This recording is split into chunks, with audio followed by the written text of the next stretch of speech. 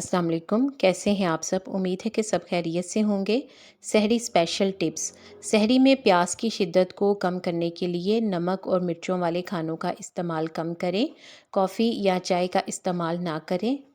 रोज़ा के दौरान प्यास को कंट्रोल करने के लिए दही एक बेहतरीन चीज़ है। दही में 85% पानी होता है। इसके अलावा ये पोटाशियम और कैल्शियम से भरपूर होता है, जो रोज़ा की हालत में पूरा दिन हाइड्रेटेड रखता है। यानी दही का इस्तेमाल करने से प्यास कम लगती है। इसके अलावा सहरी में इलायची का इस्तेमाल भी प्यास की शिद्दत को कम करता है। दही में चुटकी भर इलायची पाउडर डालकर सहरी में इस्तेमाल किया जा सकता है। इसके अलावा इलायची के 2 दाने भी चबाए जा सकते हैं। सहरी में दही का इस्तेमाल ना सिर्फ प्यास की शिद्दत को कम करता है, बल्कि इसमें कैल्शियम की मौजूदगी कमज़ोरी नहीं होने देती और सारा दिन तरोताज़ा रहते हैं।